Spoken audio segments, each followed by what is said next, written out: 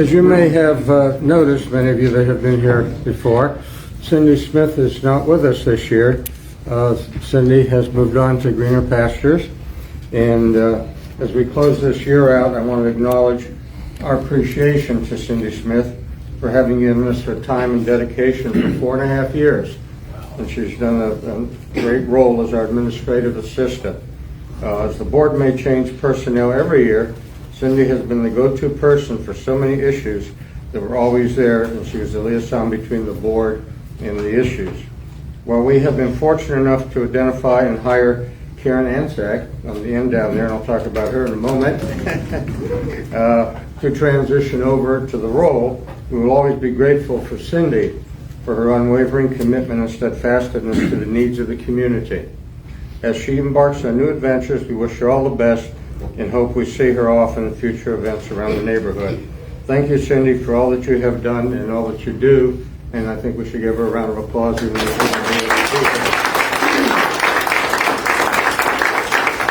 Thank you. As I just mentioned, we have a new administrator. We interviewed candidates, and we were lucky enough to be able to get Karen. We welcome her.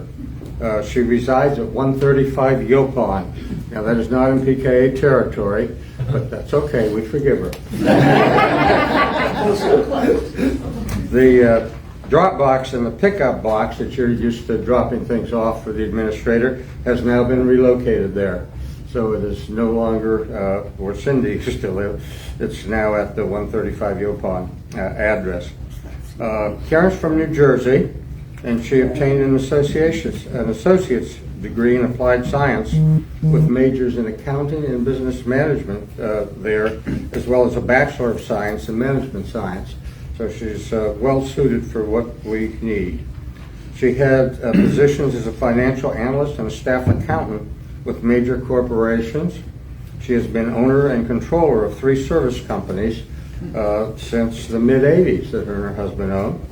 She and her family moved to PKS in 2020, and she volunteers for the Sea Turtle program, is on the paddleboard patrol and the swim group in Bogue Sound, loves cooking, baking, that's good, maybe we can benefit from that, and spending time at the beach like we all do, with family and friends. Please join us in welcoming Karen to the team. Glad to do that.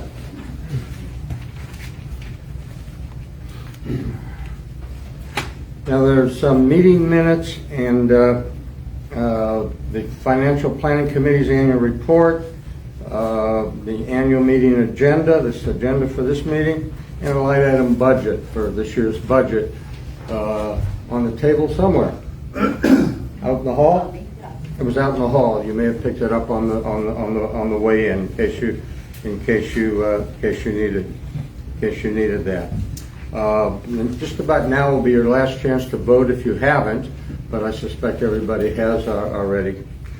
And we have one absent board. Well, we have 2 at the moment, but one may show up. Alex Smith will not be able to attend tonight. He has other commitments. And Kevin Hortner, our harbor master, may show up. I'm not sure. We're expecting him, but he's not here yet. So he may show up fairly soon, and that will be good. I just want to mention, and I'm sure you're all very aware of it, but our mission statement, which we try to abide by. We're an association, it's a nonprofit organization of owners, that's you, with responsibility for maintaining common property areas owned by the association for the use, benefit, and enjoyment of all members.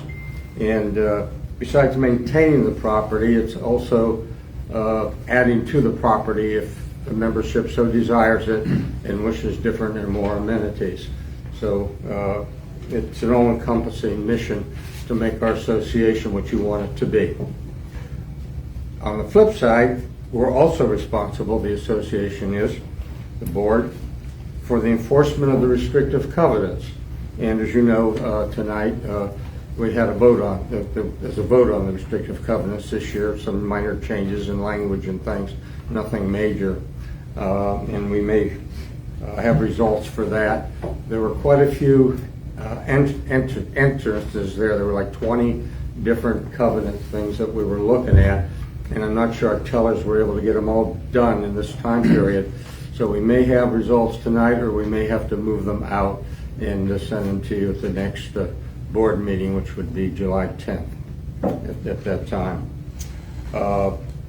So that's what's happening with that. And the association has always supported the members' building and land use practices that are consistent and compatible with keeping our coastal maritime forest in as near a natural state as possible. Us and the town both very much so have that strongly embedded in our culture. All right, let's moving forward a little bit from there. How many of you are here for the first time? Anybody tonight? Much? Just a couple. Okay, well, it's not such a big turnout tonight, but we do have a couple here for the first time. And how many are here for our 68th meeting? What? You never could tell. If you look at the statistics up there, it's not impossible. Mrs. Fleming is at home. From that standpoint, I just put that together just as a general information in case anybody's curious of how we stack up against the town. Just some statistics to put some things in perspective along those lines. This year we added. Last year, there were 14 new members added. This year, we added 30. So that's quite a bit. That's amazing. So we're growing pretty doggone good. If you look at the history a little bit of PKS, it's really interesting in that we had a big building spurt after COVID, as you might imagine. Early on in the late 90s and into the 2008 time period, we averaged about 16 certificates of occupancy each year. Then the economy didn't do so good. From 2009 to 2013, we only averaged 4 a year, so it was quite a slowdown. But then COVID came along. So in 19 and 21, it moved up to 10 certificate of occupancies each year. 22 and 23, each year there were 30 new certificates of occupancy, so it really jumped up. And this year they're expecting about 13 to 15. So our town is growing, and as you can see from the chart there, we only have 100 vacant lots left, and about half of them, a little more perhaps, are in our territory for single-family lots. Are in our territory. Probably my guess is within the next 6 to 8 years, the ones that are buildable will all be gone from that standpoint. There'll be a percentage, maybe 30% of those that will never see anything on them just because of the topography and the expense to make it what you would want it to be from that standpoint. On that agenda. Moving onward, I will point out that the building permits, as you know, we have an architectural control committee, and we do building permits and review them. And we had 21 each year for the last 2 years, this year and the previous year, fiscal years. We've had 21. And last year, there were 10 of those 21. The town had 21, I'm sorry. There were 10 of those 21 in PKA territory. With an average value of $775,000 for the bill. This year, out of those 21, there were only 6. But of those 6 in our territory, the average value was $936,000 this year. So it's just amazing what's happening with the growth coming into the town. At this time, I'd like to take a 30-second break to remember those we lost during the year. All of us probably know somebody that was here, a neighbor, a resident that has passed. And I'd like to just take a 30-second break in order for us to honor them.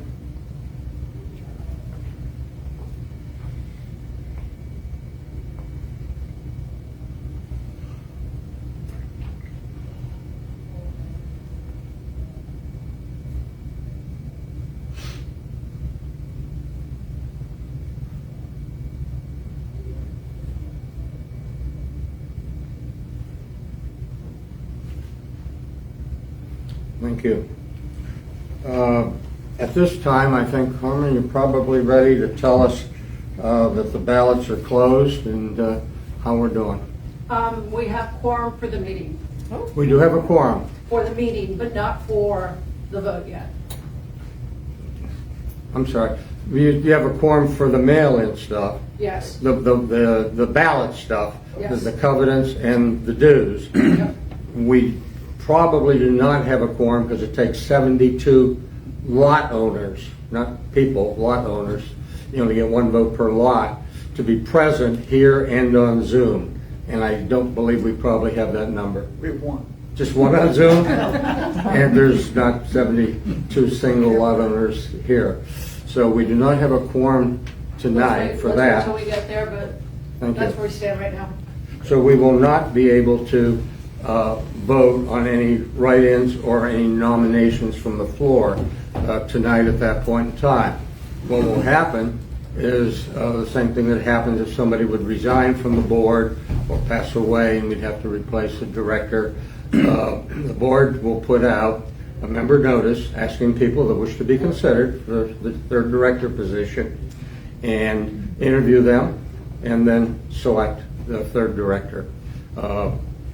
That'll start moving forward as the new board takes place in July.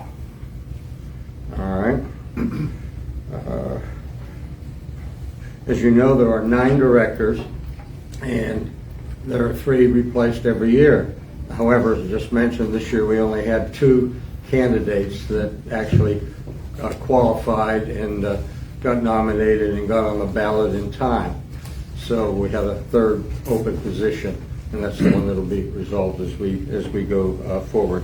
They are 3-year terms along those lines.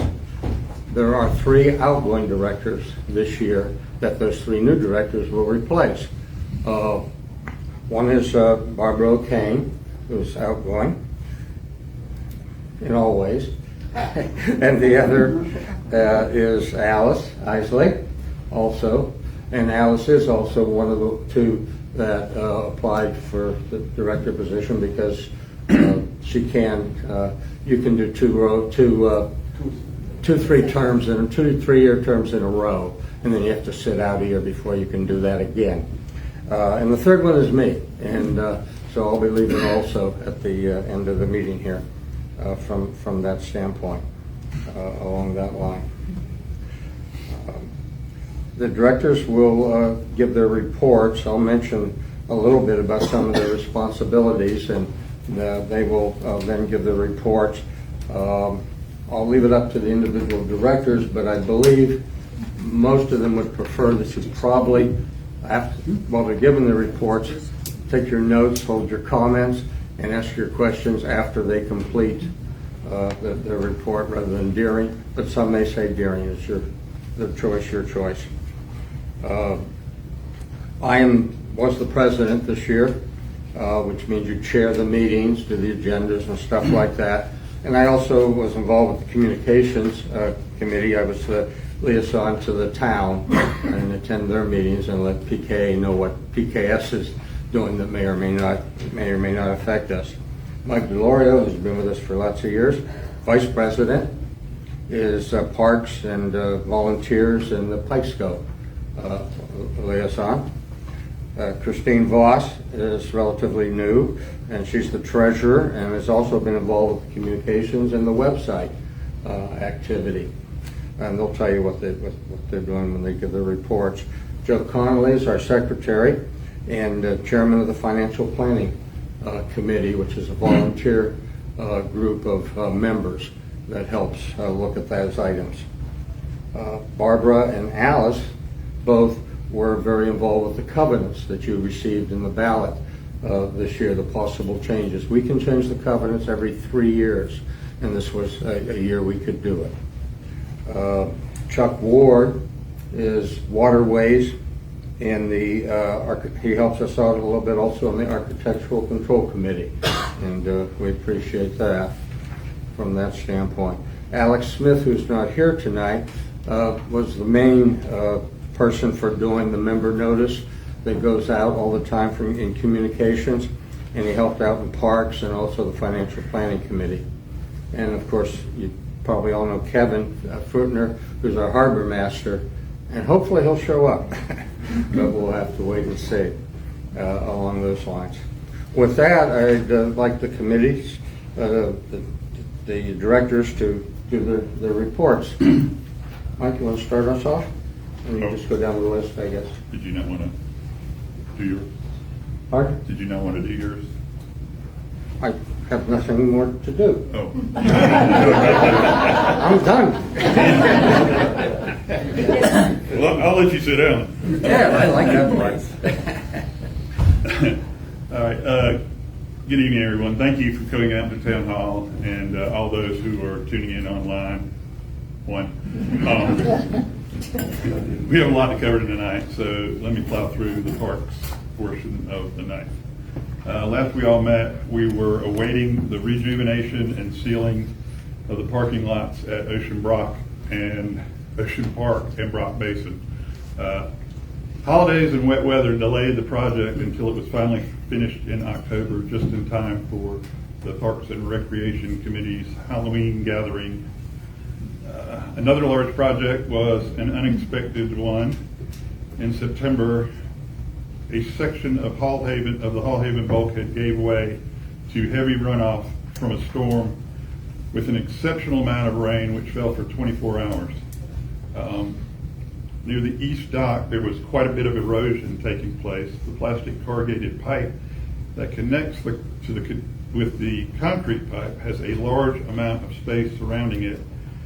When the water runs from the culvert at Sycamore to Beechwood, erosion begins. To fully support and ensure the stability of the bulkhead, we called an expert, Outer Banks Marines Construction.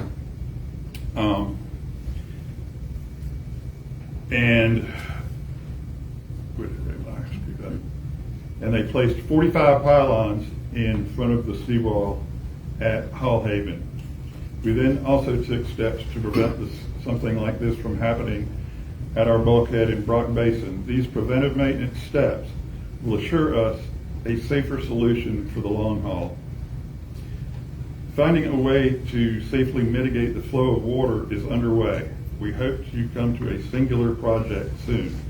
We will be looking for skilled volunteers for a portion of whatever project we do choose. Our Hall Haven Center dock has been upgraded and safely repaired. I would like to thank Dick Ballinger, Frank Sanchez, and Robert Cox for taking the time to do this project. Excuse me. Shortly after dock repairs, the Hall Haven Center dock walkway was completed, and it mirrors what we did at the west dock by using the pavers removed from the center dock.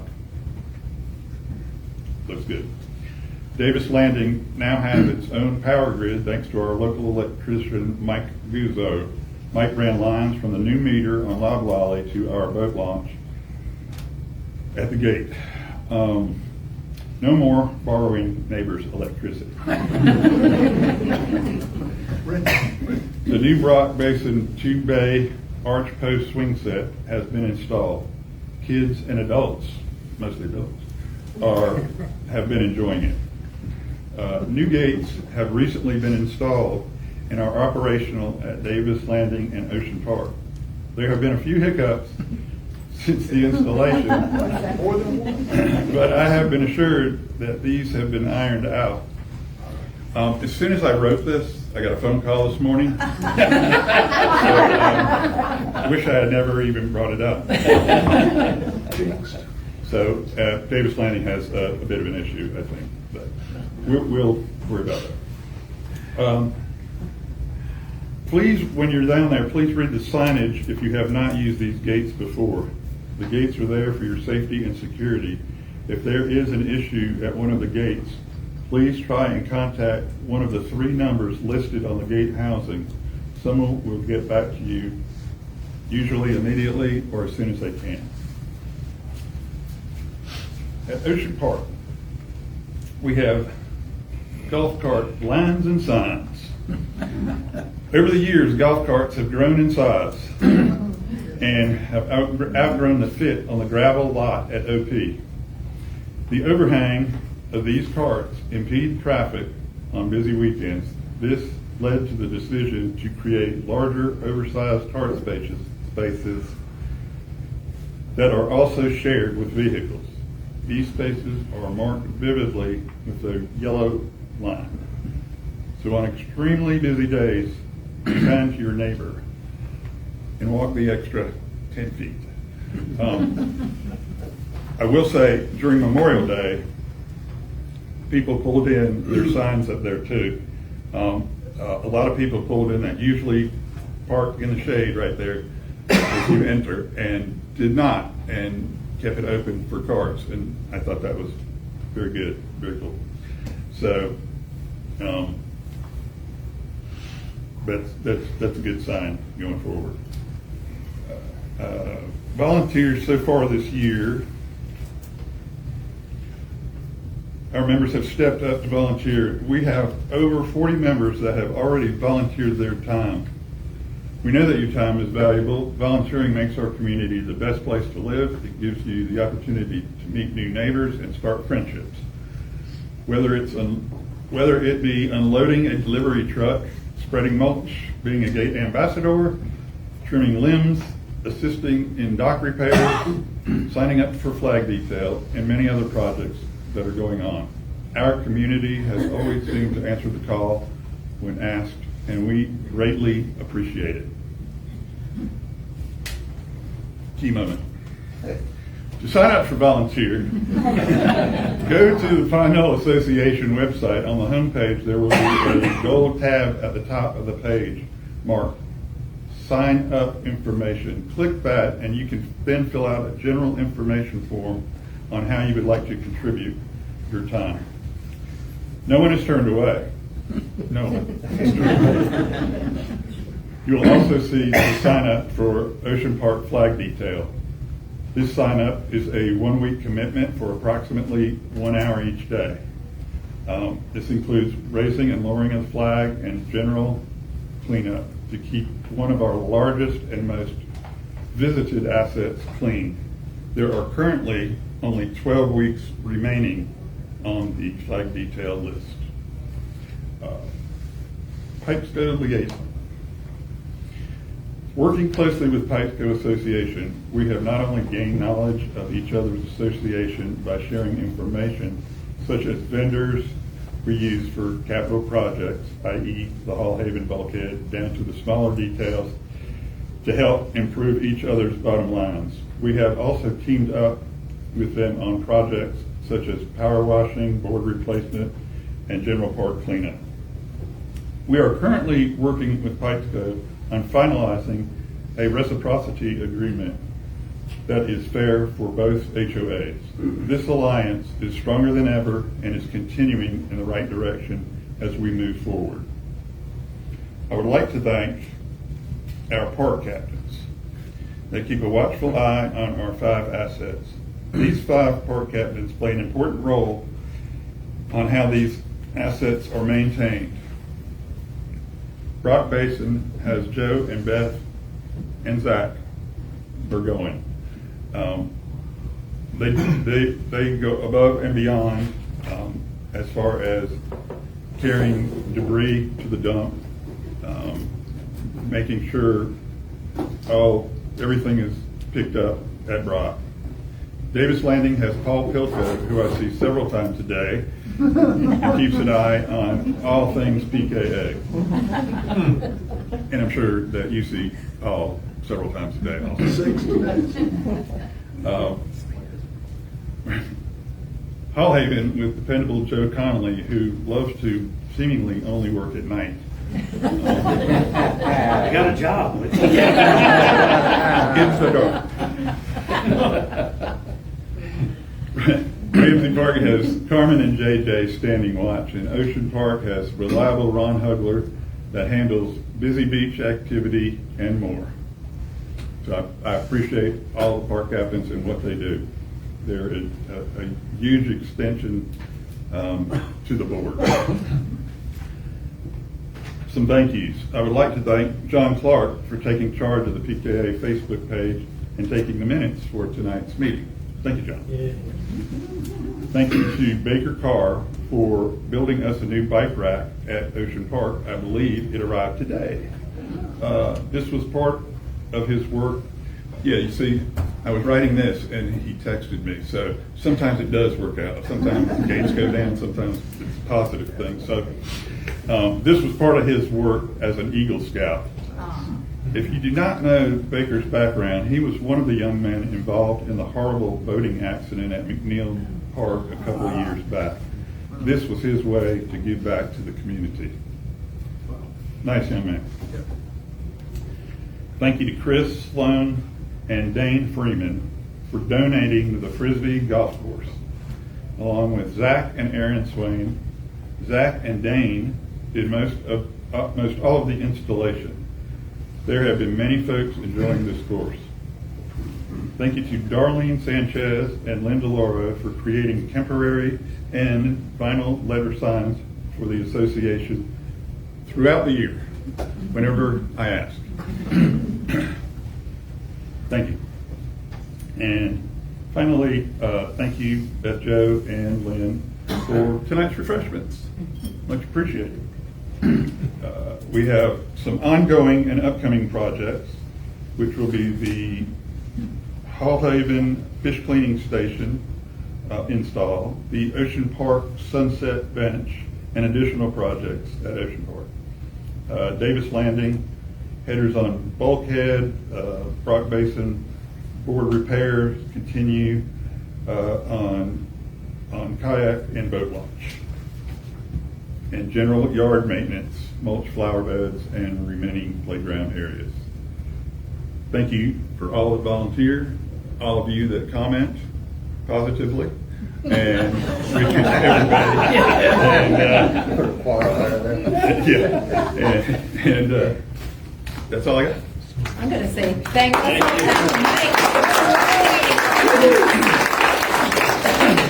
Mike coordinates all this, so he is there every day on it. Should I jump in? Yes, Beth. Go ahead. Okay. Hi, I'm your treasurer. And I'm going to go through the budget of the fiscal year that just ended, as well as our proposed budget.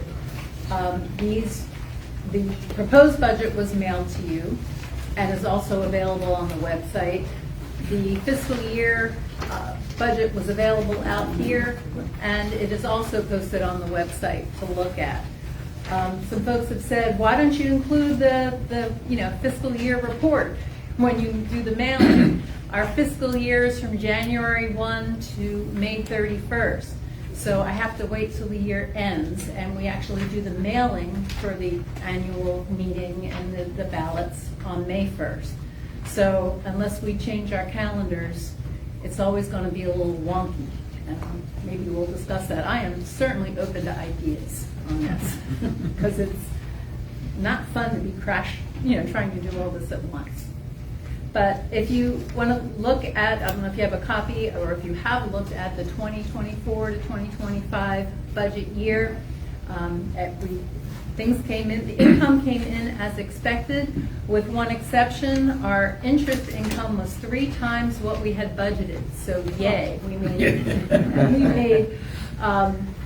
over $27,000 in interest.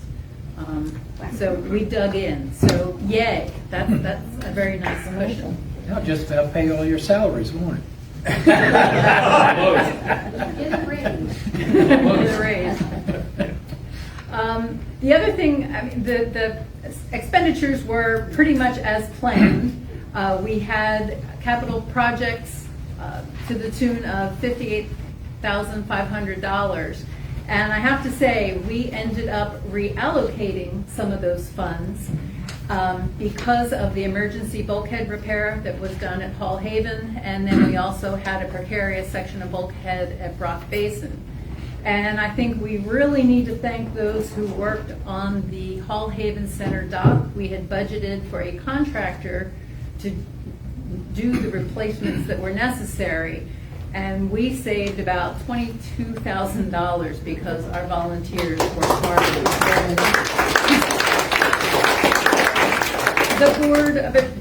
The board has reallocated that, and we really stuck to the budget pretty well. As Mike said, I have it in my notes, so I'm going to say it again. We established our own electrical service at Davis Landing, so oh boy. And we purchased new gates and a swing set prior to anticipated tariffs coming in. So there are several purchases we decided in March or April, and we said, let's go ahead and make these purchases that need to be made. So as you tally everything down, here's the third point I wanted to make. You tally everything down and you look at the bottom where you have our total income minus our total expenses, and there is a sum of, I'm going to round to about $54,000. We take from that the $35,000 we had promised to contribute toward our reserves, $10,000 towards the dredging of marinas, and $25,000 to the general fund. What you have left is about $19,000, and remember, $18,000 of that was because of interest. So we were just over budget by $1,500. I'm gonna stick my neck out here, although I may have some people a little annoyed at me here up on this side of the table, but I just wanted to try to get ahead of addressing the dues at $170 a year. We suggested, well, the majority kept the dues at $170. We're concerned about inflation, about paying contractors. A lot of the people that are volunteering for us are the older crowd. I'd say not quite the 75 and up, but a lot. Not to offend any of you. Oh. Easy how Sorry. you word that. But I think we realize that we need to anticipate possibly paying contractors for more of the work. I think another factor when I was thinking about this is that a higher proportion of our 714 lots are now built up, and that is requiring a higher level of service for everything that we have and all of us and our assets. And the Board of Directors has agreed to discuss the dues again at our February meeting. I believe, isn't that when we said, Joe? February, I think 26th. We're going to discuss it again. I'm going to be so bold to say we would like to be able to lower dues, but we want to make sure we do so in a responsible way. The other point I wanted to make, and I won't take up a whole lot of time, but we revised our financial policy and reallocated our dues. We have 5 clear categories. I won't read the definitions, but capital improvements, capital replacements, dredging, self-insurance, and then a general pot from which we can take funds. So all told, as of May 31st, we have just over $626,000 in our reserves. And that's one of the reasons why we're able to get a decent amount of interest income. Does anybody have any quick questions about the budget in the past fiscal year? I just make a clarification for everybody. When you say the services because of these larger homes, Oh, I'm not the size of the home. I'm just saying a higher proportion of our lots. We have more people actually using. what services do we provide as an HOA to them? We don't.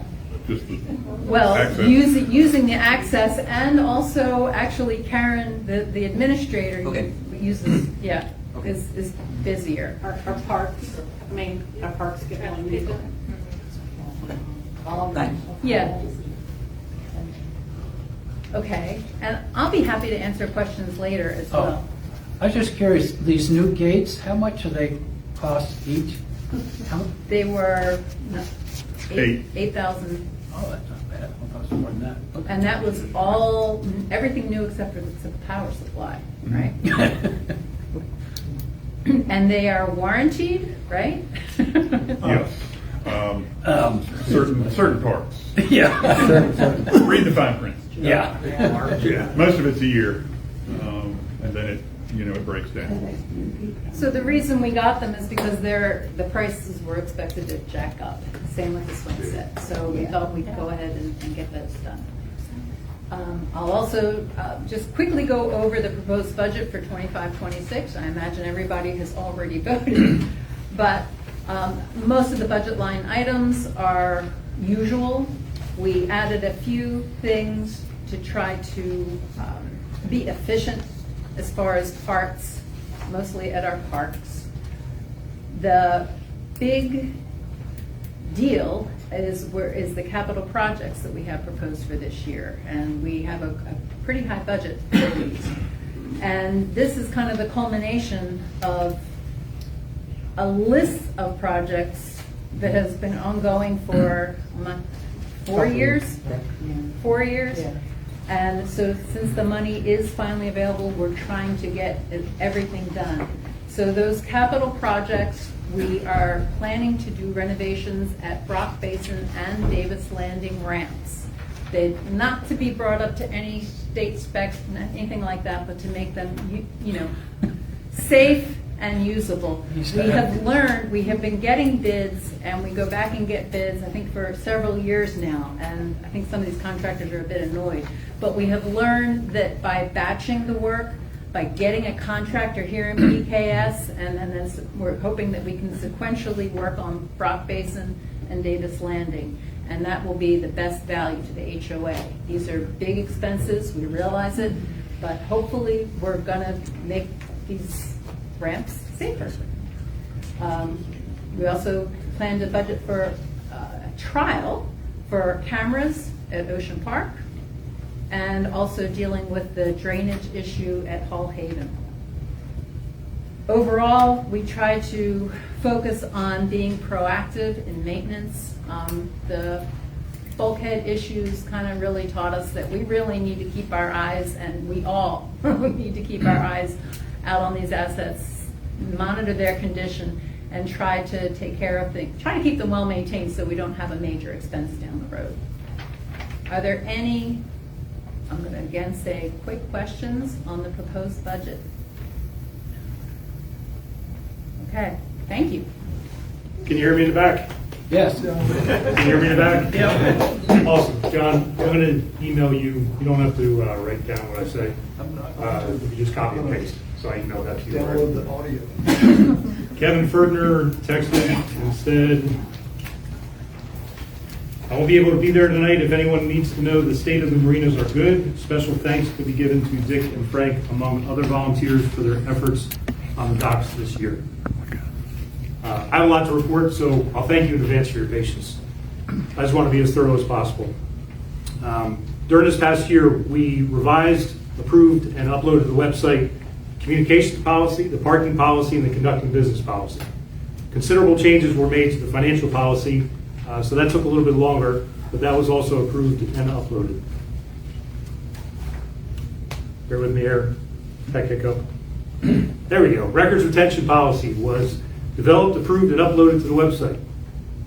Pleased to tell you that for all 12 months this past year, the preceding month's meeting minutes were uploaded to the website within 3 days of approval. We'll talk a lot about the website. Reg, you here? If you see Reg Pendergraph, I usually see him riding around on his bikes. You might want to flag him down and tell him thank you. I would say that our website is far better this year than it was last year, and he's a key reason why. Google Maps. I'm also pleased to tell you that Google Maps accepted our submission to have our parks. Ocean Park is very clearly and boldly says private park. The other one's private parks is in parentheses. I'll take what I can get. Unfortunately, I don't have an iPhone, so I can't do anything about Apple Maps. So one of you normal people with an iPhone may want to get in contact with the folks out in Cupertino, California, and ask them to designate our parks as private parks so that we get fewer drive-bys. For the past 4 years, I served on a long-range planning committee, which was rebranded as a financial planning committee this past year. And I can tell you that what we achieved this year is far beyond what we were able to achieve in the previous 3 years. And that's no shade on people from the past, it's just the truth. The FPC updated the capital asset list, reworked the financial policy, and we did a deep dive prior to the budget discussions to provide as much data as possible to the board. And then on March 16th, the FPC annual report was submitted to the board and uploaded to the website so it could be shared with the entire HOA. It's 10 pages long and contains 13 recommendations. One very specific recommendation, which you heard referred to earlier, was the need to lower the HOA fee to $110, which serves to tie the HOA fee into an actual number computed by the budget. And this may, just want to be upfront about this, this may result in an inconsistent HOA fee from year to year, but it would be one that's derived from facts and not feelings. And I'm disappointed the recommendation was not accepted by the board. Due to the disregard of the HOA fee recommendation, myself and 3 other colleagues on the Financial Planning Committee will not be continuing with that committee. I want to call out 2 of our neighbors. Don't worry, it's not going to get weird. First person, Mike Delora. Take a look at his truck sometime. He always has like 20 projects going on. He works his rear end off for our neighborhood. Let's give him a round of applause.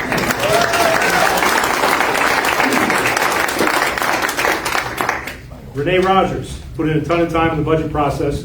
Your input, the Excel sheets, and the summary of facts help people like me, who I've never been accused of having a real good handle on mathematics, but it helps people like me to understand the big picture and the implications of all the numbers.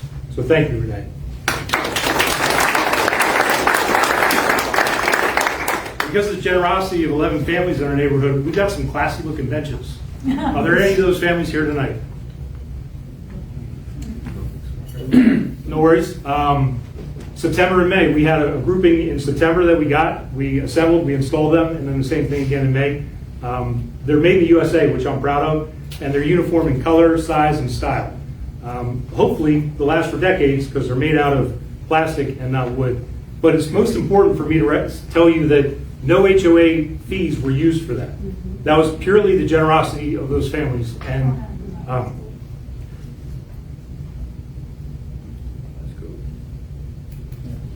some of them were. There's 9 of them, 9 families so far, and plus PKA purchased one also. Go ahead. Well, there's 11 plus the 12. PKA was 12. Oh. I get a little choked up because some of them are memory benches. And Okay, that's good.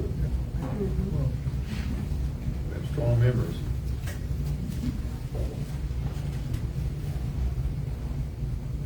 If you haven't seen any of them, I think there's 5 at Brock. There's 1, 2, 3 at Hall Haven. There's one up at Ocean Park. Davis Landing has one. So they're spread out. Yeah. They are spread out. And I'd like to say too that it's really, the benches came together because of Joe spearheaded the whole idea. Reasons, you're permitted to get emotional about it. And it just, he guided it, he supported it, we all supported it after, and we all jumped on it thinking it was a great idea, and Joe's the one that came up with it. well, I realized I just gave up my man card there, so but it's because people cared enough to step up and say, hey, I want to do this for the memory of someone I care about. But the coolest part is, it saved us $7,270. Wow. Yeah, wow. This also serves as proof of concept that there's some special projects that can be creatively funded. For example, you've probably seen the member notice for the oversized Adirondack chair, or whatever else people might want to refer to it as. I'm not going to call you out right now. Instead of the installation at Brock Basin. As of right now, we're 65% of the way from being fully funded for that. 14 donors have generously contributed towards this fund amenity. And I'm looking forward to seeing that number increase so we can purchase the materials and begin constructing this unique project. See these white signs up here? Yeah. That's my personal cell phone number. Please don't prank call me in the middle of the night. If you text me right now, you're going to see me up here. I'm not updating my Facebook because I'm on Facebook. I'll text you back and I'll send you the link so you can go right there. And if you'd like to contribute, we'd like to make it as easy as possible for you. So that's my cell number. Text me the letter C. I'll hit you back before the end of the meeting, and we'll go from there. Okay. Looking forward, I suggest that the following 8 items will be important areas of focus for us in the near future. 1, continuing to apply the lens of needs versus wants to HOA spending. Number 2, closing the loop on the often referred to but impossible to find reciprocal agreement between PKA and Pikesco. Number 3, HOA fee reduction discussions. Number 4, incorporating our attorney's findings into our dredging discussions. Number 5, ongoing bulkhead maintenance and repair. Number 6, long-term planning relative to floating dock replacement. Number 7, this one's going to hit home with this guy right here. Mitigating the damage from runoff water that flows down and across Beechwood into Hall Haven. Now, I need to tell you, it's not as bad because a lot of the water ends up in his front yard. Whatever doesn't go in his front yard Comes all the way down. comes down Beechwood from the east and the west. It also comes off the hill. It's just the topography that's going on there. It's created a lot of soft spots, some depressions, and the most bothersome thing, as far as I'm concerned, is the bulkhead that we spent $17,735 to repair after a blowout this year. Look on the back side of that. You'll see soil erosion already. And that's no bueno. Number 8, and lastly, reviving the volunteer ethos that our neighborhood was once known for in the past, but that seems to have declined in recent years. I'm continually reminded that I'm blessed to live here in Maritime Forest, and I'm grateful for the work. And as I look out, I see plenty of faces of people who give a rip and show up and get stuff done, and you've been doing it for many years. So we get to do that because those people did that, and I want to continue that ethos going forward. So if you're currently involved in volunteering, thank you. I genuinely thank you for your time. And if you're not involved in volunteering, and I don't preach to the choir right now because most of you are, but I will respectfully challenge you to find one way this year, one way, shape, or form that you can get involved. To that end, again, I'll point at my cell phone number. Not like I'm a lonely guy, but I want to make this as easy as possible. Mike talked earlier about how to register for volunteer. You're not signing up for anything in particular. You're just signing up to step forward and say, hey, give me the info so I can make a decision whether or not I want to be part of it. So you can text me the letter V, and I will send you that link that will take you right to that document that you can fill out so that you can receive that information. Questions? How much money do you need for your chair? We'll take a live look here.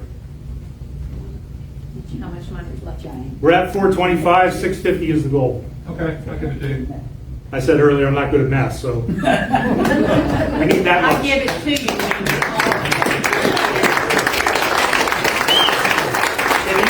Can you text me right now? Text me that link. I gotta go to my truck, get my phone. Oh, there we go. They don't come. Heard that one. Anything else? Going once? Going twice? Thank you. Sold. Thank you, Larry. Yeah. Back to you, Larry. You're welcome to rip one of those Barbara, signs go with down Barbara. until it's your car. Yeah, that's right. Yeah. Hi, everybody. Barbara O'Kane. I know most of you here in the room, and I am outgoing. This is my last meeting, but I'm headed up the Covenants Committee, and Alice and I have been joined at the hip to do this, and I couldn't have done it without her. And as Larry said, we get the opportunity to do this according to our bylaws once every 3 years. And so it's actually been a busier year than normal for the Covenants Committee this year because it was our year. And it's the year which our rules permitted us to make any needed changes. So after making membership aware of the timing and the opportunity for the changes, we openly solicited ideas for covenant changes or edits or whatever from all the members. We didn't get many. We got a few, but we nonetheless reviewed and assessed all of them and considered all of them, and we discussed them with the board and began to make the changes. Now, a number of the changes were just, frankly, were just edits and clarification of, and if you want to speak to that, grammar and that sort of thing. Just making sure that the definitions were what they, were intended to be. And Alice was just invaluable in working through all those. And then a number of steps were also taken to assure that our covenants were more closely aligned with the new UDO out of the town of Pine Knoll Shores. Most notably, I guess, the number of steps were taken in the covenants to assure that in the UDO that we were now able to allow additional buildings under some very structured and defined criteria. So that was the main thing. Anything The else? largest Yeah. change. Yeah, we're trying to simplify. We did get a couple of comments about signage, and there are some things that we cannot Mhm. regulate, some things that we can, and we felt like what the town did was sufficient, and it would just be too complicated in some of the situations to have two sets of rules for us to follow. But that, I think that outbuilding they're is really the primary. Yeah, and aside from that, that's pretty much what we ended up doing for covenants this year. So, and as I go out, I'm hoping maybe that Alice will pick up the slack here. Maybe just transition over to her. So, any questions on any of this? Okay, all right. So, I don't have a lot. I'm Alice Isley. If I haven't spoken to you, met you face to face yet. So I guess you voted. Hopefully you checked by my name on there, and that was my plan, was to stick around for the next revision. This last one, we tried to basically just sort of clean things up, Yeah. add some definitions, eliminate different words meaning the same thing, and get ourselves in a better format so that we could make any sort of necessary changes that were requested down the road. And, you know, the world we live in now changes a lot faster than it did when PKA started. And so 3 years, you know, a lot of things can change. And so I would just encourage everybody to think about where do you want PKA to be down the road? Because, you know, only being able to change those covenants every 3 years, we have to really anticipate and try to guess what's going to be happening, what's going to be important, because the process starts so soon. So if any of you come up with concerns or suggestions, you see something done somewhere else in a way that you think would be productive for our area, let me know, you know, early on, so that we can keep a running list, so that it's not just one notice goes out, people think about it for that evening, maybe they shoot an email back. Mhm. Yeah, that's a good point. Spend some time thinking about where you would like to see the community going. Yes? Alice, I'm just concerned about some of the leeway that we're giving people, because a lot of folks don't go by the covenants and just kind of build whatever they want. And so how do you know that what is being put up in a separate building is actually going to be following the rules? Rather than, oh wow, now I can put whatever I want and get an outbuilding and put it in my backyard, and then what are the consequences if they don't meet the projected rules? It would be like any other violation of the covenants. The board would need to find out about it somehow, either by a neighbor letting us know, one of us seeing it, and then we would go through the process, which would be to notify them, to try to investigate what it was, and to come up with a resolution. I do not believe it's going to be a situation where forgiveness is easier to get than permission, because this has been, you know, we've been all this time with no outbuildings, and I know that a lot of the comments that we got pertain to people didn't like junky, you know, their neighbors had junk. Lean-tos and, yeah. Well, they step out in their yard and that sort of thing, and we thought, well, the town's doing this change.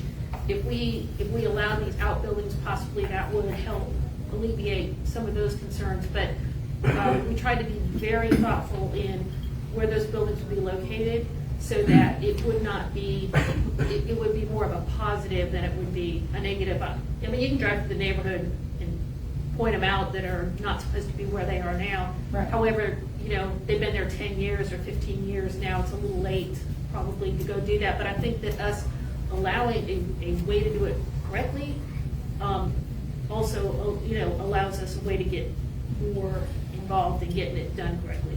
And it's got the backing of the town also. So, and frankly, I know Alice and I and a couple of others looked at, well, maybe we could come up with some specs for these buildings, and we tried and we tried and we tried, and then we realized, you know, the town's already done this. Mm-hmm. You know, and the town is also going to be responsible for inspecting them and making sure that they are within, you know, the rules that the town promulgates. And so that's about the best we could do. Thank you. Yeah, that's basically what I was going to say is, we are just mirroring the town requirements, and the town has to issue a building permit, and they have to give a certificate of occupancy, well, if it's a home, but they have to sign off that the permit is closed, and the town has a lot of legal ramifications that they can enforce that we as an HOA would have to spend a lot of money on an attorney to enforce. The actual town UDO, if you read it, is really quite strict. The outbuilding basically has to blend in with the house, almost be the same material as the house. And it has to be secure and structured enough that it'll withstand a hurricane, just like the house. So you can't just go to Walmart and buy one of those little plastic sheds and stick it there. That isn't going to work. So. All right, I guess we're through that since Alex isn't here. As I mentioned, I'm sorry. Oh, Chuck, I'm sorry. I'm here. I apologize. Took him good out of it. I apologize. See you later. Turn the page too fast. There you go. Well, good evening. I'm Chuck Ward, and I just want to say, just what an incredible group that's been up here working this past year, and I've learned so very much. I still have an awful lot to learn. I've been working with primarily with waterways this past year. Thanks to Mike DeLauro, I've learned an awful lot that that I didn't know I was responsible for. Now I'm doing it. And he's going to help me out a lot this coming year. So with that, but it's been a lot of fun. I have a very quick report. One of the things that Larry had asked to do back this past year was to get in touch. He had talked with people down at the Atlantic Beach Police Department. They do surveys of canals and waterways for the town of Atlantic Beach as far as depth of their canals and their waterways, and they do some dredging in certain areas. And so there's been one of the things we're looking at, and if we're able to do any dredging, what does our canal look like right now? And on May 15th, I had Jason Hutchinson, who was the deputy chief of Atlantic Beach Police Department, joined Larry and I on their boat. They came here. We actually met them. They came here and we did a ride through using their Garmin side scan sonar, and ran through the entire waterway. Found and we were not at quite a mean low tide, but we were very low on these. We've had some extraordinarily low tides this year. I think so. You wrote something about it being the wobble. Yeah, the wobble. The moon and wobble. So kind of an odd time where we've had extremely low tides, and we were at an extremely almost low tide that day. We never got below 3 feet center line throughout the entire canal, east to west, all the way through. There's a few high spots here and there out at the west entrance and at the east entrance on the corners. But those are going to be there. That's the flow of water is not going to, dredging's not really going to help that an awful lot, I don't, in my opinion. But we didn't find any issue with depths there. The marinas are a totally different story. We know we've got to have some dredging done there. I know we've got some very low spots in Hull Haven right now on I guess that center dock, and where we're actually sitting on the bottom at some of these low tides. A couple of the fingers that run off as you first walk out in that center dock. So we know some things have got to be done there. But as far as the canal, with the exception of maybe some shoaling that may be around docks and around docks, which are not things that we can really take care of, canal in essence is in pretty good shape. There have been, like it was mentioned earlier, about the thanks to all the volunteers, Robert, Dick, Frank, all the different folks have helped out with the repairs to the docks. In fact, they were just out here this past week on the west side of Hull Haven, one of the fingers there.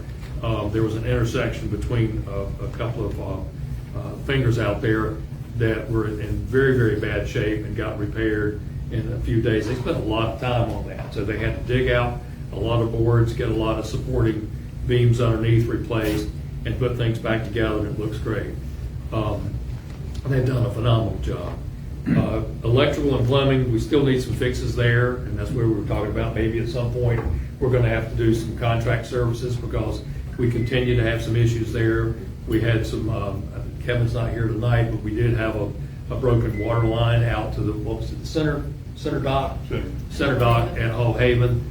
And we ran up a pretty big water bill. We didn't know it, but it was, under the docks. We couldn't tell it. We didn't know it was running water.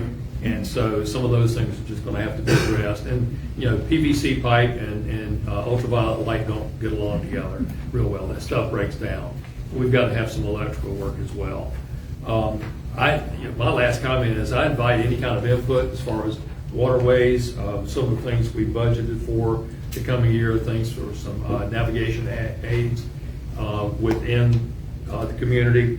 We did, I forgot to mention this, one thing we did get done was there have been a lot of requests. Last winter, the storms took out a ton of the navigation aids that go across, or the buoys that go from the east side of the canal entrance all the way across over to the marine fisheries. A lot of people had commented about that. I found a couple of those buoys that floated loose were in the marshes here, and it was an act of Congress to try to get. Those are the responsibility of the North Carolina Wildlife Resources people, and they don't return phone calls. At least they don't.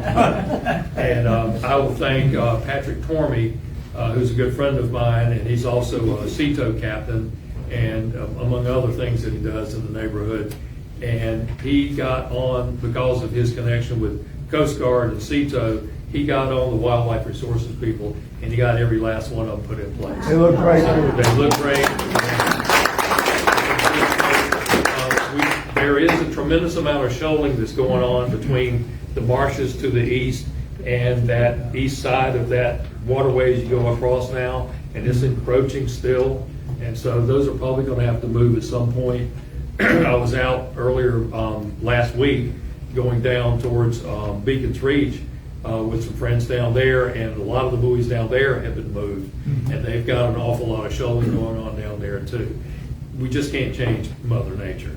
At least we don't have Bo Gimlet to deal with, because that's a disaster down there as far as the dredging and what has to happen there. We're in pretty good shape, and we've got those back in place. And if you know Patrick and you see Patrick, tell him thank you, because that took a lot of effort on his part to try to get those things in place. So he did a great job. That's all I got, unless you got any more questions. Got some? Yeah. So what is the average? What kind of depth are we looking for in the middle of the canal? Are we looking for? Yeah. I mean, what should we have? You say 3 feet. I'm sure there's a couple bigger boats that are back in there, like Larry's, that are probably pushing 3 feet. Well, that's at a we mean don't- low tide. So I mean, there's Right. we don't have in our policies yet a number of what the depth should be to. I suspect the new board will try to address that. We'll take a look at it, Forward yeah. this year. My gut feel would be 4 foot would cover most of the boats. Most of the boats are by far outboards, and you can tilt them up. So, even if they're at 3 feet, they're kind of close. They can get them up to 2 foot with no trouble and get over that hump, so to speak. And when the canal does get dredged, we look at there's humps. It's not bad all the way, and we look at what's the deeper parts is once you get past those humps, and we try to level it out. So if it's 5 foot is out there, this is a 3 foot hump.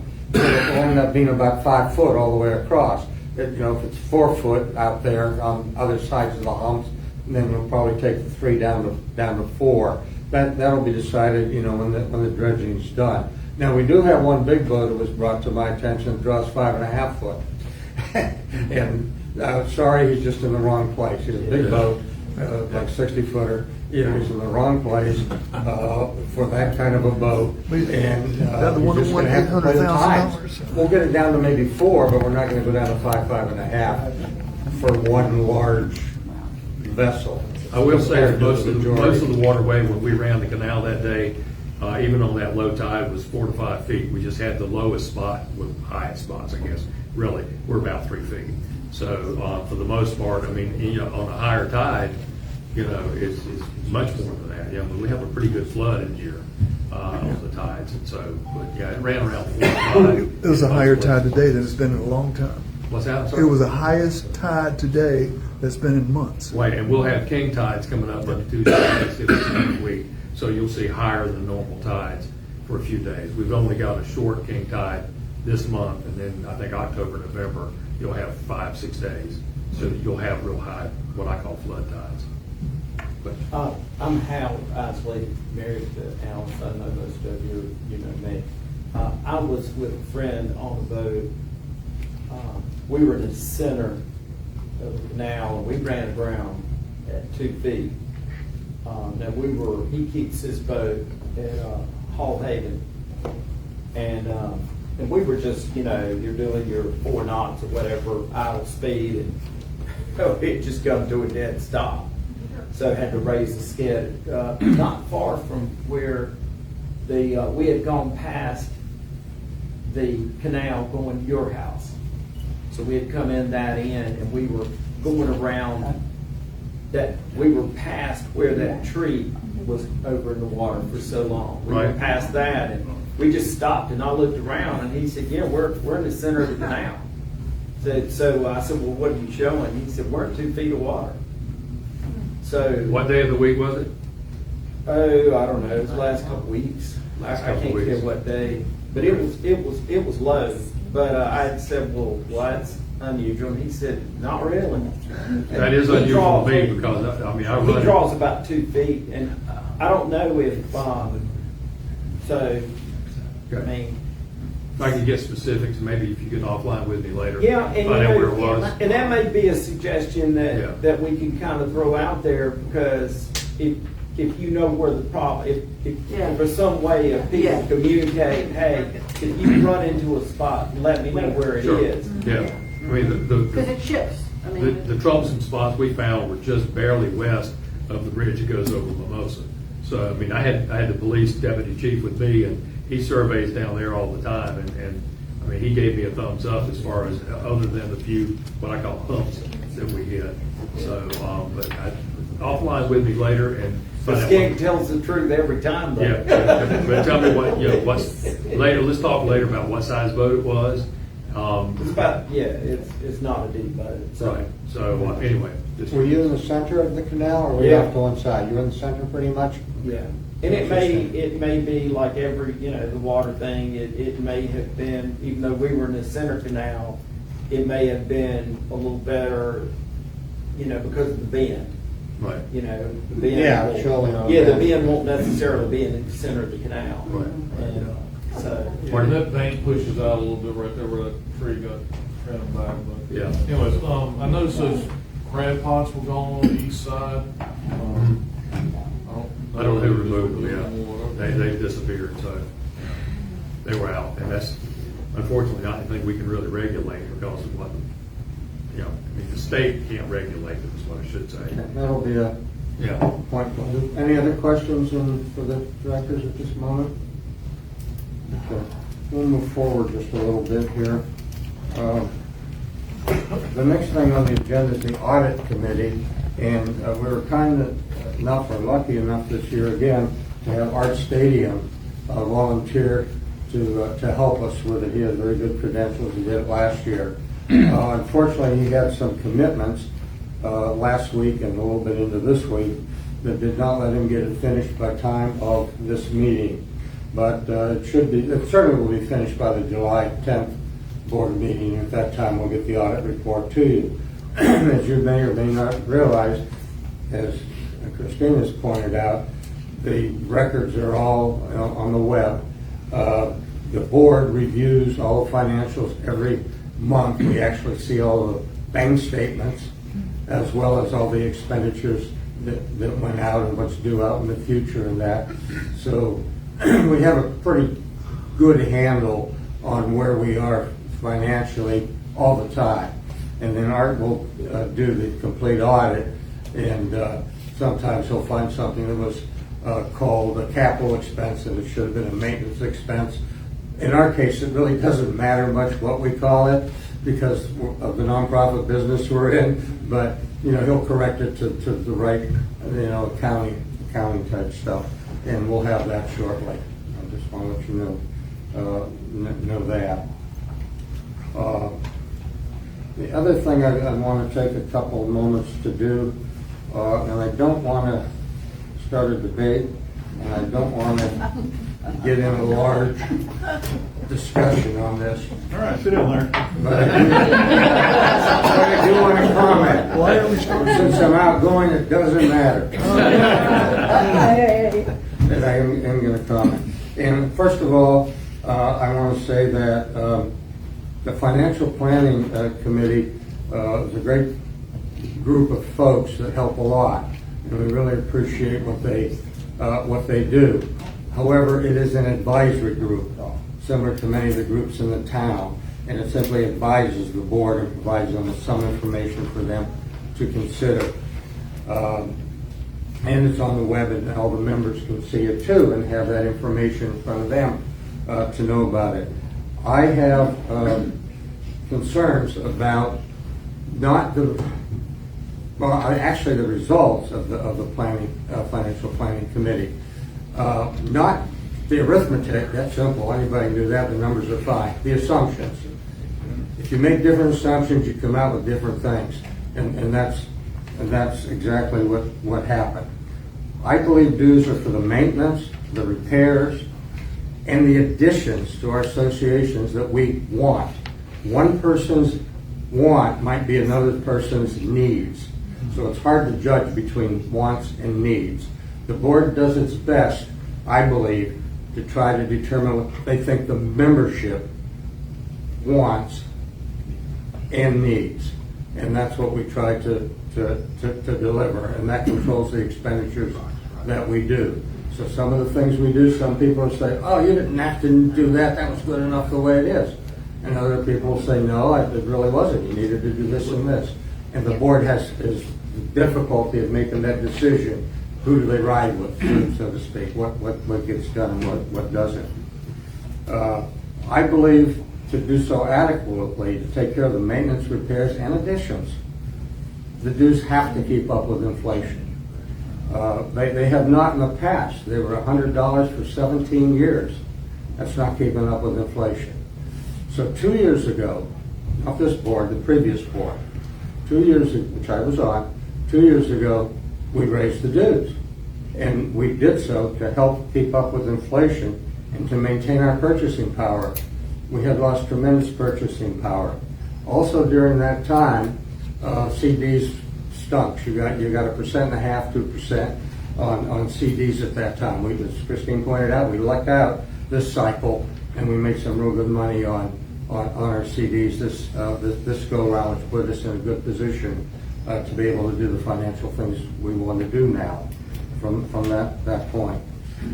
The assumptions you can make. One assumption is, what is inflation? How much do you raise the dues or the rent or the assets, not the assets, but the reserves to take care of the assets to keep up with inflation? Some people would say CPI, 2.5%, 3% a year. Our products, our things we buy aren't CPI items. Our expenses go up by double digits every year. Our mowing goes up 8, 10% a year. Our lumber goes up 8, 10% a year. 3% doesn't cut it for keeping up with inflation, in my opinion. I believe you need to raise the dues at least 8%. Not the dues.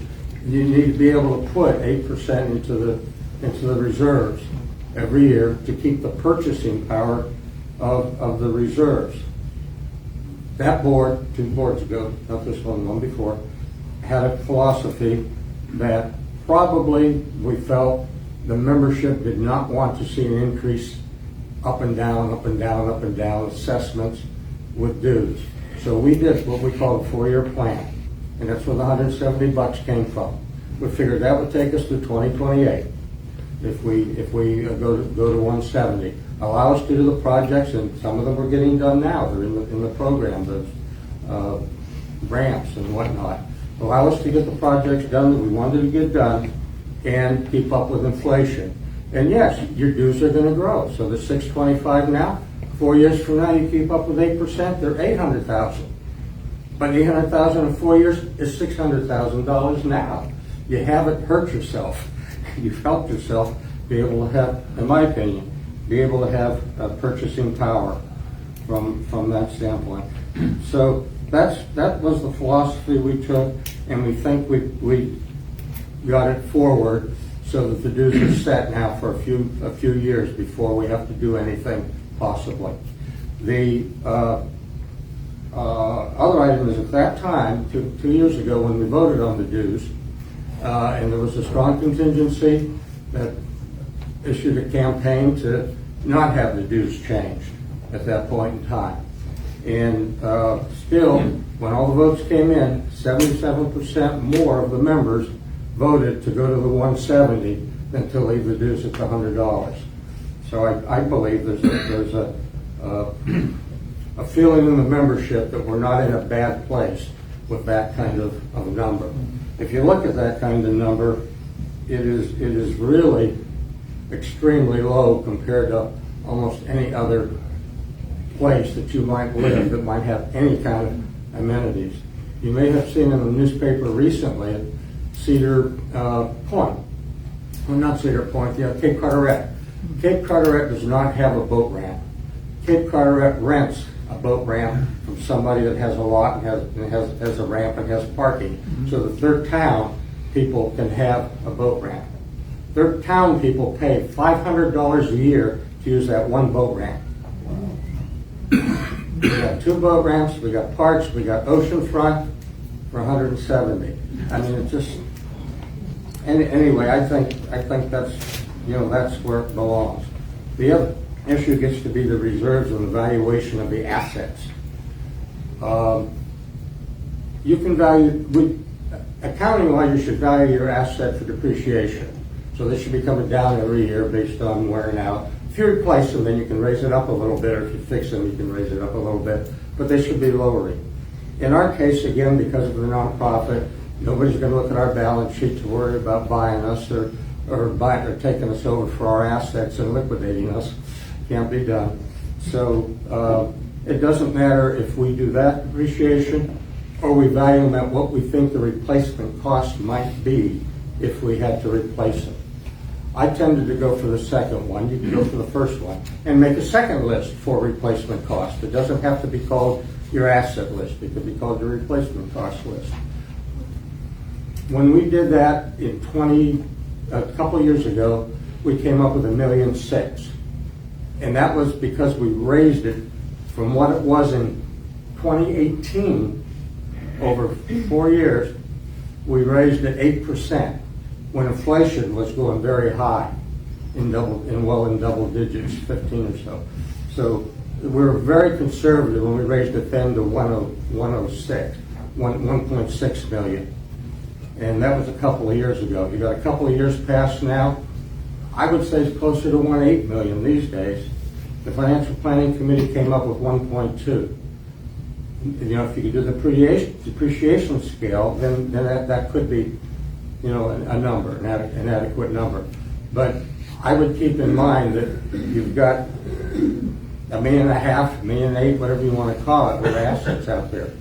Way back when the association started, they said, we should have 80% of our risk in the bank as self-insured, because insurance is so expensive to buy for our type of business.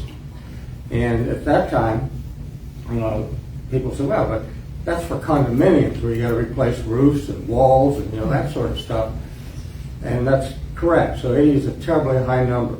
But we're probably setting maybe around 30% or 600,000 in reserves right now, which is not a bad number. We all insure our houses for a whole hell of a lot more than 30% of their value, unless we've got an awful lot of money in the bank and we're comfortable. There are people that are self-insured, of course.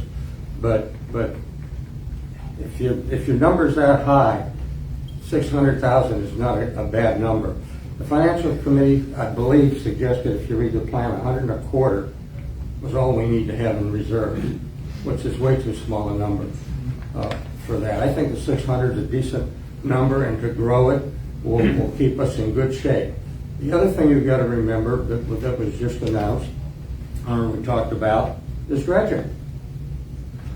The financial plan that exists, that was approved, doesn't have anything in it for dredging. It has dredging the marinas, does not have anything in it for dredging the canal. And that's going to have to be done. We're lucky, and if you do the 8% a year and you keep the 170 and you work in that range, you'll have money in the reserve that you can then pull out and use for dredging. It'll need, in my opinion, it needs to be a category that's put in there with a dollar amount that you're going to plan. In the last 28 years, we dredged 5 times. The average cost over those 5 dredges to the homeowner over that time period, because we only dredge like every 5-6 years or whatnot, was $3 a year of your dues went to dredging. Inflation has caught up with us. People that are dredging now are spending hundreds of thousands of dollars for dredging into the outer area, not even in the canals, but the shoaling out in the sound in order to be able to get into their canals. Next time we dredge, it'll probably end up costing us $10, maybe even $12 a home for the dredging cost. I feel that should be buried into your reserves, not an assessment at that point in time, because then somebody's got to come up, with 8 years of $12. That ain't a big number, but I just think most people would prefer to see things already taken care of a little bit at a time. Just to get my philosophy from that standpoint. I've heard it said that, well, we had Florence, and that was one hell of a store, and we only had $13,000 or 20, whatever it is, with the damage. I don't need all that money out there. We're not going to get damaged that bad. My house didn't get damaged at all during Florence. I didn't do it with my house insurance because of that. I don't think you can base it on one episode and say that's the episode and that's what would happen if it ever got really, really bad. Anyway, I just wanted to get that out there because the new board will play with that throughout the year, and by next year you'll have the discussion again of what to do with dues. Raise them, keep them, lower them. I'd like to respond to a few of those things. Yes, Joe. I have financial planning committee next, so yeah, go. I already talked about the financial planning committee. I'm sorry? I already talked about the financial planning committee. Okay. So we don't need to cover that again. You mentioned going forward, the dues staying level for multiple years. I take umbrage with that because it's up to the BOD to recommend to the HOA members what that fee is from year to year. Could you please clarify what you meant by that? Say that again. About 11 minutes ago, you said the HOA fee will be level for the next few years at 170. It can be, yes. That's not what you said, though. You said it will be. Well, I have no power. I mean, we all have power in that we all belong to the same HOA. But my point is, it's unfair to characterize it that way because it's up to the BOD every year to recommend to the membership what that's going to be on a year-to-year basis. There's no agreement going forward that it's. No, I agree. Absolutely. I'm glad we're on the same page. Yeah. The fact that I make a motion to reduce the HOA fee, and I could not even get a second from any board members to discuss it, for me, that's problematic. So I want to mention that. And you're bringing up dredging when we've agreed that we need to wait for the response from the attorney. So I'm not sure what bringing that up now does. I don't know the motivation here. Could you clarify? I will bet you any amount of money you will not get a response from an attorney that says you cannot dredge. I've never suggested as much. Okay. We had 6 questions, and you inserted yourself and narrowed it down to 3. There are a bunch of things that are problematic here, but for you to bring this up out going, look, I respect the fact that you're president of the HOA. I mean no disrespect by this. No, I understand, Joe. But if you want to make your final comments, that's fine. I'm fine with that. But let's be fair about what's going on. And what's going on, there's a couple layers deeper to this. It's not as simple as it's only going from a couple dollars to $10. That's making assumptions. That makes the assumption that you still have federal help, state help in the dredging, and that may go away. If that goes away, then the number goes up. It sure does. It becomes all the more problematic. I agree. Now, that assumes the typical current 75-25% split where the town helps us get a state grant. And interestingly enough, When Spooner Creek had a dredge, Morehead City refused to help the town get a state grant, Larry, which was extremely interesting. Larry, it's 8:27. Yeah. And we still have We're done. members forum. Yeah, it'll just take a few moments, we're done. That's all, my last hurrah, I just wanted to get that out there and let people know, I think it's a really important thing. And I think if you don't pay attention to it, you're gonna fall back into a deep hole that in the future will cost, it won't cost me in my lifetime, but in the future it'll start costing some people a lot of grief because it wasn't handled correctly, in my opinion, along the way. That's all I wanted to do. All right. The other items I'm thinking, moving forward here, is on committees. We do need people for committees yet. We'll be soliciting for the nominating committee for the next go-around. The audit committee, we tried this year, we tried to get a committee, maybe 3 or 4 people on there, but other than Art, we couldn't get anybody. We need all the help we can get, so please think if you have capabilities or you know somebody that does, that might help on the auditing committee, nominating committee, the architectural review committee. 3 of the 5 members are staying. We'll be able to have them, but 2 of them have decided not to continue forward. And quite frankly, they expressed in their opinion one of the reasons they didn't want to move forward. It's a difficult enough job as it is, and with the new covenants recommendation to change the time you have to deal with the homeowner and make a decision from 30 days to 15 days is just too tight. And for that reason, they said no. From that, we'll see where that ends up at when we learn how the vote comes out on the covenants, which we don't know. But we may have bent over backwards a little too much there, trying to be more helpful, being quicker from that standpoint. At this time, I'll speak to comments by the membership, which we receive. When people send their ballots in, they also send comments in. Last year, we got 23 comments from the membership, and about 3% of them suggested no increase in dues, only 3% of all those comments. And other items, but that was the big item. This year we had 15 comments from the memberships. 6 of them said, "Thank you, board, you're doing a wonderful job, we appreciate the association, blah, blah, blah." One of them said the dues are too high.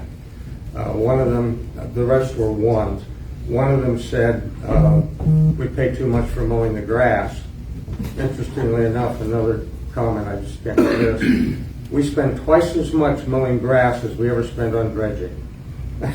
just to mention that's true from that standpoint. And then the other comments were all just onesies. Somebody didn't like the kayaks racks where they were; they blocked their view. Things like that. Nothing that dealt with anything of substance of the other comments from that. And that brings us right to the member forum, where we will open the floor to you. If there's anybody that has anything they'd like to say at this time. Robert? I just got a couple of questions and a comment. One, Joe, you didn't give up your man card because real men cry. I didn't shed any tears. There wasn't a close-up on the cameras. Just educate me, if you would, because I require a lot of re-education. For the quorum, as I understand it, it says a quorum for meetings of members is the presence at such meeting either in person or by ballots of members holding at least 10%. So does that mean the ballots that were submitted, do we not have 71 members present plus the ballots that were submitted? Those ballots don't count for a vote. No, I'm talking about a quorum. Yeah. Well, we have a quorum, our dues and our covenants, we have a quorum, yeah. Okay. We don't have a quorum for a floor vote. The quorum for a floor vote is the same number, 72. Okay, We do not have 72 Individual lots homeowners. represented. okay. There's a different issue, but I won't bring it up now. Is there anything in particular that we should know about on the reciprocal agreement that's being worked on? Is there any major changes from what we have all understood it to be in the past? It is very simple. Okay. It is very black and white. It goes to it speaks to the point of being, you can use our parks, they can use, both ways. They just cannot use our canal. I mean. We're getting serious now. Freudian slip there? They cannot use our boat slips and kayak rentals, and they, and vice versa. And membership numbers will hold. Great. Membership Okay. numbers will hold. Well, I think it's the right thing to get Yeah. something in place as opposed to, as we've said, this elusive thing in the past. We've So talked about it. That's great if you're getting that done. We've talked about it to their board, presented it to them, and they're cool with it. They're Okay. good with what they have down on paper. We're going to present it to our board for Okay. viewage, and And just a thought, have we thought about, I mean, I never did, but have we thought about just a meter on the lines going to the docks so that if you're just walking past, you can see if the thing is, rolling around? There's actually a shut-off valve you can get to. There's a couple of things Oh, we've yeah. been looking into where all of a sudden if the flow is such, Okay. they can get shut Okay, off. the other thing is the erosion issue for Hall Haven. I brought this up before, perhaps you've decided it's not the right way to go, but I would recommend, Sunny. I would recommend the president of the association write a letter to the town. Because it's my belief, I don't have anything to prove it on, other than it didn't start until after we repaved. They crowned That it. this has something to do with it. And So to put- I would suggest that the town be engaged by a letter from the association to try to see what the town can help out with. to put more of a direct point on that, as you know, the town, it's been doing this for 2 years. That's approximately the same time that the crown was put on the Beechwood Yeah. Creek.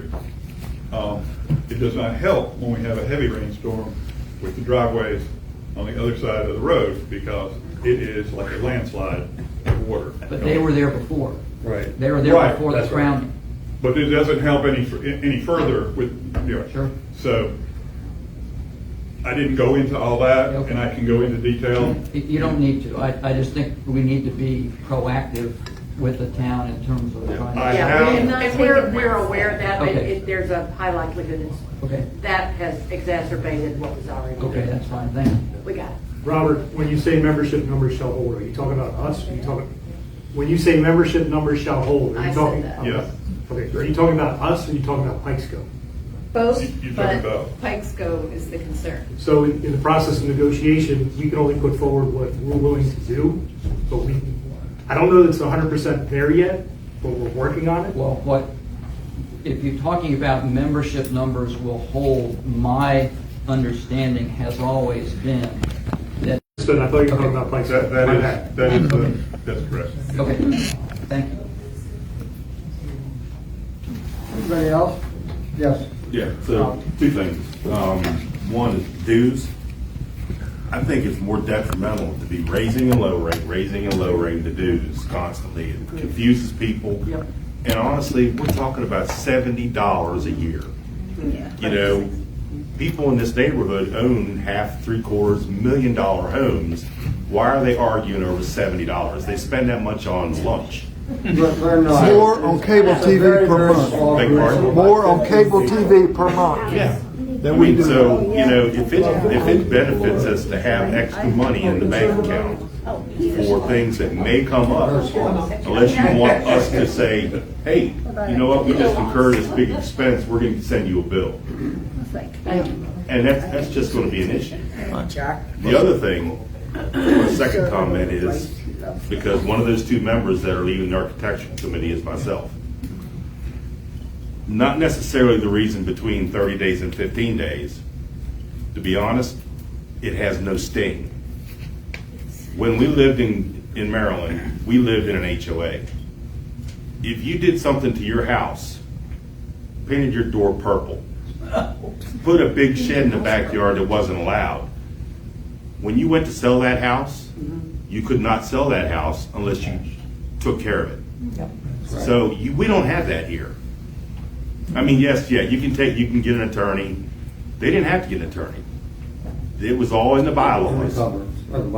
And, you know, when you move there, you got a copy of those. Now, I know some real estate agents don't always give those out, and there might be a reason for that. I don't know. But that is one of the reasons that I left, because I kind of feel like it's a waste of time, no matter who does it. And to some extent, I can address a little bit of that. But like the change that was just made to the covenants to align with the town's UDO is that is one way that we get closer to getting some enforcement from the town. So that if someone does come in and put in a pink lean-to, no offense, but to put in a pink lean-to, for their storage shed, then the town can a whole lot more easily than we can go and, file a lien and then it attaches to the property and then. Only if they follow through with it. Yeah. I mean, I know, and I'm not going to mention addresses, but I know there was a house that put up kind of a shed thing to park their boat under. Yeah. Several people made comments about it on the committee, and that was what, 3-4 months ago, and I drove by a couple days ago and it's still there. Nothing's been done. So, it's almost like, why even bother having it? Frustrating, very frustrating. I mean, it's useless. Isn't that the responsibility of the town as opposed to the homeowners association? Well, it's supposed to go through the architectural committee, and it would have been denied because it doesn't look anything like the house. Do we have the ability to put a lien on the house? I beg your pardon? Do we have the ability to put a lien on that property for That's something that non-compliance? Larry would have to answer. Not for. Probably, but I'm not aware of it. We had an issue where You're not we used aware to of the one live. I'm talking about? No, he's not. No. Oh. No, I am. Yeah. He is too. Yeah, I see it, yeah. If I could add something to that, typically, putting a lien on a house, most municipalities do not allow it unless it's an issue of like extreme back HOA dues.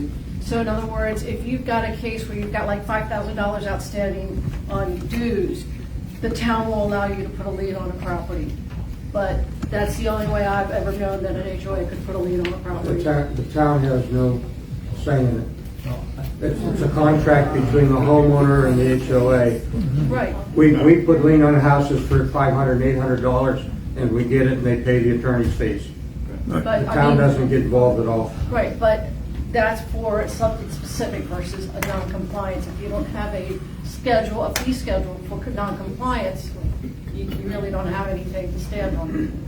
Well, I think, as you said, we put liens before, and the lien in this case, I think, would be if there is a non-compliance issue with our covenants, then Correct. you fine the homeowner for that non-compliance. Correct. They will either pay that fine or they won't, and you put a lien on the house, and to a certain extent, that lien stays there until that house is sold. That may stay there for 30 years, but they can't sell the house until they clear that lien. That may not be much of an It incentive. doesn't solve that Correct. problem. I That's recognize that. exactly But, right. a lien does solve certain, it depends on the But- individual. But and it might be 5 years, 10 years, 30 years from now that, that all gets addressed. But yeah, it's very frustrating, especially when you get down to issues that, it's real clear to us that it's in violation of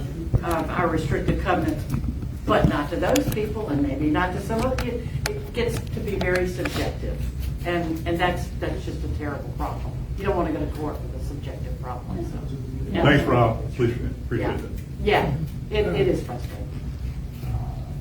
Barry, you want to comment? It strikes me that if you really wanted to put some power behind the Architectural Control Committee, you better increase the reserves to pay for the lawyers. Exactly. Check.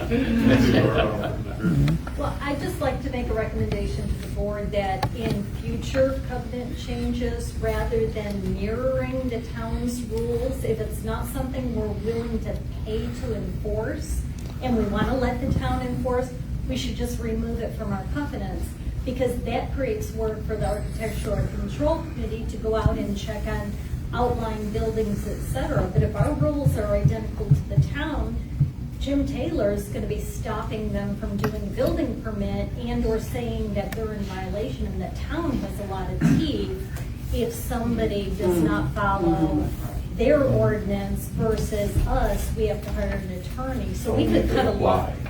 If they don't apply for a permit and it's not seen from the road, it But could if be you- 20 years, like they mentioned before anybody ever sees it, says something.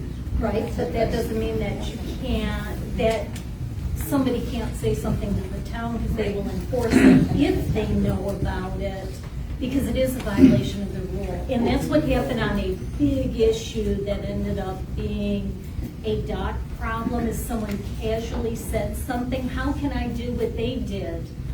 What? And that created a big blow up on a dock because someone said something and the town went after them big time. They didn't have a permit to do what they did. Well, they didn't have a permit for this. The town was aware, because I actually told Charlie who was supposed to look at it, and that was at least 4 months ago, and it is still done. Well, I would hope that neighbors would continue to complain and let the town who has the money and the authority to deal with it rather than our architectural control committee. That's fine, but right now, it's the architectural committee's job. Gotcha. Anyways. Gavel. Inside. Okay. Just a real quick appreciation for the folks on the committees who do that hard work and the frustration. Joe, I know you've gone through a lot of frustration. Rob, I know that's frustrating. Appreciate what you did, and you did what you could. And appreciate your input to the board.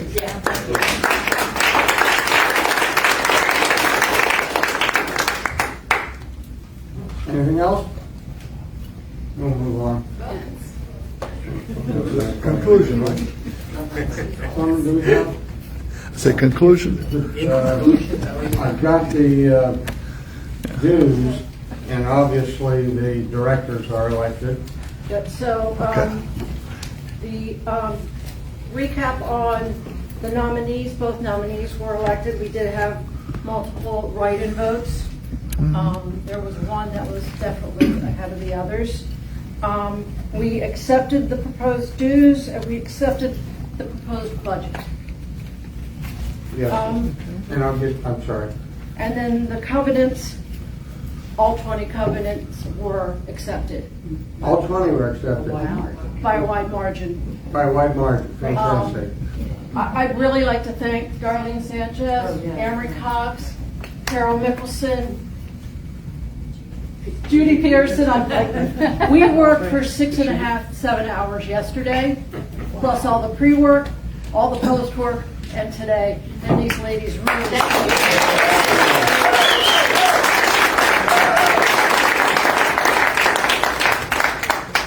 Good. I'll just put some numbers to those votes. And also, I think, first of all, we should congratulate Alice and Martin for their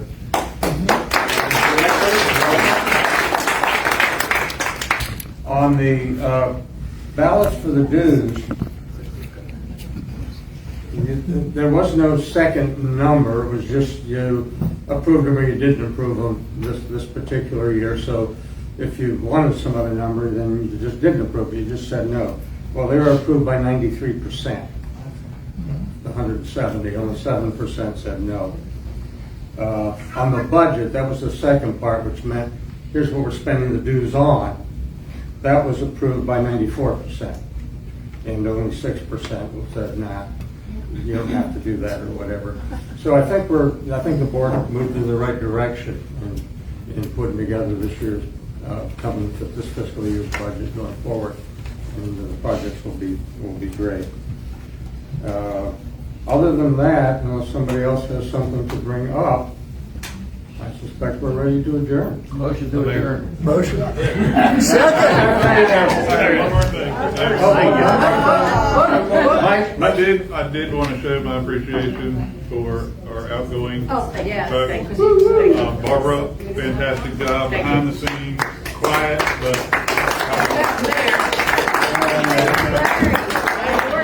Larry for leading us in a solid direction, and he had a hell of a year, so give it up for him. All right.